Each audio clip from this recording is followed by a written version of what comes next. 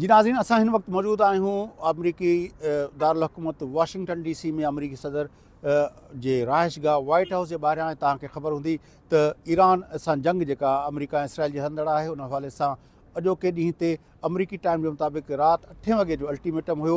8 वॻे खां पोइ अमरीकी सदर डोनाल्ड ट्रंप साहिबु जेको ऐलान कयो त जेकॾहिं 8 वॻे ताईं हरमूज़ जो लंघ ईरान न खोलियो त पोइ अमरीका जे पारां एतिरी बम्बार्डमेंट कई वेंदी जो पूरी हिकिड़ी सिविलाइज़ेशन खे ख़तमु कयो वेंदो। इहे लफ़्ज़ हुया अमरीकी सदर डोनाल्ड ट्रंप जा, जंहिं ते पूरी दुनिया जेको आहे पंहिंजी बेचैनी जो इज़हार कयो, पंहिंजे कावड़ जो बि इज़हार कयो उनजी, पर बहरहाल ट्रंप साहिब इहो चयो त उहो हिन मामले में पोइ ते न हटंदो। अॼु हुन हवाले सां UN जे सिक्योरिटी काउंसिल में हिकिड़ी कोशिशि कई वई, बहरेन जे पारां हिकिड़ी रेज़ोल्यूशन जेका आहे उहा मूव कई वई। उन रेज़ोल्यूशन में चयो वियो त सिक्योरिटी जो हरमूज़ जो लंघ खोलाइण लाइ आलमी बिरादरी कुझु बि करे सघे थी, कुझु बि करे सघे थी। मतिलबु आहे सदर ट्रंप जेको चाहे पियो उहो करण जे लाइ सिक्योरिटी काउंसिल खां परमिशन वठण जी कोशिशि कई वई, पर उते रूस ऐं चीन ॿिन्ही मुल्कनि जेको आहे उन करारदाद जी मुखालफ़त कई। उहा करारदाद बार बार पेश करण जी कोशिशि कई वई ताकी उन करारदाद खे जेको आहे कंहिं तरह ते ॿिन्ही मुल्कनि ते रूस ऐं चीन ते दॿाउ ई हो, उनखे क़ाइल करण जी कोशिशि कई वई त उहे ॿई मुल्क जेके आहिनि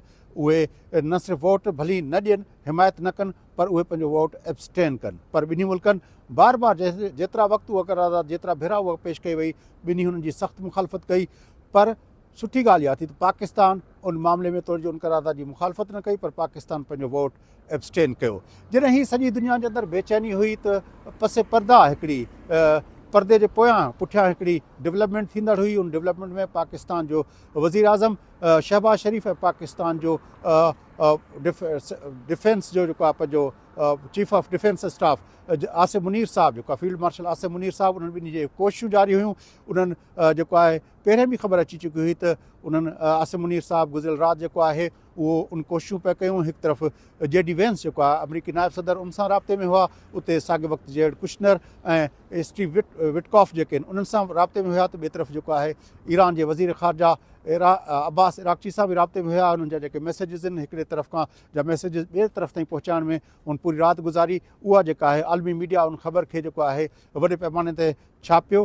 पर अॼु जेका आहे जॾहिं सदर ट्रंप जो इहो अल्टीमेटम जो टाइम पूरो थियण वारो हुयो, उन वक़्तु बि जेको आहे सॼी दुनिया खे त परेशानी हुई, पर जेका बाद में ख़बरूं जेका ट्रंप साहिबु पाण जंहिंजो इज़हार कयो त असांजो वज़ीर आज़म तोड़े असांजो chief of defence staff field marshal Asim Munir उहे कोशिशुनि में हुया। उन्हनि ॿिन्ही मुल्कनि खे क़ाइल कयो, सदर ट्रंप खे बि क़ाइल कयो ऐं ईरान जी रियासत खे बि क़ाइल कयो त कंहिं तरह ते इहो मामिलो 2 हफ़्तनि ताईं टारियो वञे। नतीजे तौर ते सदर ट्रंप साहिबु हिकिड़े सोशल मीडिया प्लेटफॉर्म ते इन ॻाल्हि जो ऐलान कयो त पाकिस्तान जे वज़ीर आज़म शहबाज़ शरीफ़ ऐं पाकिस्तान जे chief of defence staff field marshal Asim Munir जे चवण ते हुन जेको इहा अल्टीमेटम हुयो उन खे 2 हफ़्तनि लाइ एक्सटेंड कयो आहे। ऐं उन एक्सटेंशन सां गॾोगॾु हुन इहो बि चयो त हुनखे जेको आहे ईरान जा जेके 10 नुकाती जेको फार्मूलो आहे नेगोसिएशन जो उहो बि मिली वियो आहे। ऐं हू सम्झे थो, बकौल सदर ट्रंप जे, त हू सम्झे थो इहो फार्मूलो जेको आहे अहिड़ो आहे जिन ते कमु करे सघिजे थो। ऐं हुन सां गॾोगॾु हुन चयो त हाणे जेको आहे इहो हरमूज़ जो लंघ इमीडिएटली खोलियो वेंदो, फौरी तौरु खोलियो वेंदो वग़ैरह वग़ैरह हुन ॻाल्हि कई।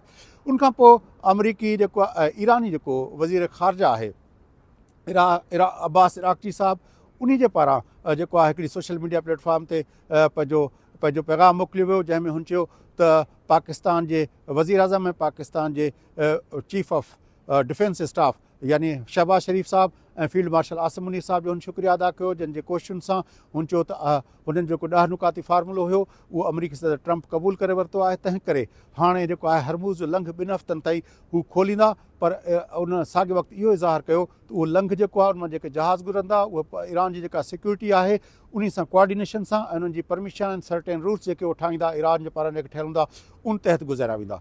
त बहरहाल हिकिड़ी जेका दुनिया जे मथां हिकिड़ी आफ़त जो जेको आहे जेके बादल हुया उहे अॼु पाकिस्तान जे कोशिशुनि सां हटी विया आहिनि। पाकिस्तान जे लाइ इहा ख़ुशाइंद ॻाल्हि आहे त एॾे वॾे जेको आहे आलमी सतह जे कन्फ्लिक्ट खे पाकिस्तान हिकु तरह सां रोकण में कामयाबु थियो आहे। यकीनी तौर ते पाकिस्तान जी हुकूमत तोड़े पाकिस्तान जी आवाम जे लाइ इहा हिकिड़ी ख़ुशाइंद ॻाल्हि आहे। पर उन सां गॾोगॾु हिते जेको आहे जेके मुख़्तलिफ़ डेवलपमेंट्स थियूं उन्हनि डेवलपमेंट्स में हिकिड़ी इहा डेवलपमेंट थी आहे कुझु ॾींहं पहिरें जेको सेक्रेटरी ऑफ वार हेगसेथ साहिबु आहे उन जेको आहे अमरीका जे चीफ ऑफ आर्मी स्टाफ खे पंहिंजे उहिदे तां हटाए छॾियो। अमेरिका जे अंदरि हीउ को पहिरियों जनरल जेको आहे हेगसेथ साहिबु न हटायो आहे, उनखां पहिरियों बि हिकु ॿ एतिरा जा वाक़िया थी चुका आहिनि। पर बहरहाल हाणे इहो जेका डेवलपमेंट आहे उहा उनखे इन्हनि हवाले सां बि ॾिठो पियो वञे त कुझु अरसो पहिरें सॼी दुनिया जी जेका अमेरिका जी जेका पूरी जेका फ़ौज आहे उन जूं 12 कमांड्स आहिनि पूरी दुनिया में मुख़्तलिफ़ वक़्तनि जॻहियुनि ते जेके तैनात आहिनि उनजी समूरी क़यादत खे घुराए हिते जेको हिकिड़ो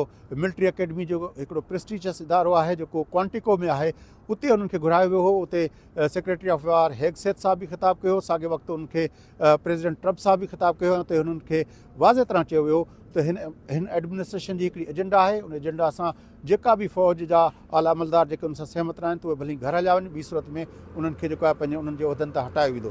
बहरहाल हिकिड़ा आर्मी जे अंदरि अमरीकी फ़ौज जी पूरी कमांड स्ट्रक्चर जे अंदरि रिफॉर्म जो सिलसिलो हिकिड़ो हलंदड़ आहे ऐं ज़ाहिर आहे त उन जे पसे पर्दा काफ़ी डेवलपमेंट्स आहिनि जंहिंजो कुझु त ख़बरूं मंज़र आम ते अचनि थियूं, कुझु ख़बरूं जेके पसे पर्दा बि हलनि थियूं पियूं। उन सां गॾोगॾु पूरो कमांड स्ट्रक्चर जेको आहे उन तब्दीली जे हवाले सां बि हिते मीडिया में ख़बरूं आयूं हुयूं।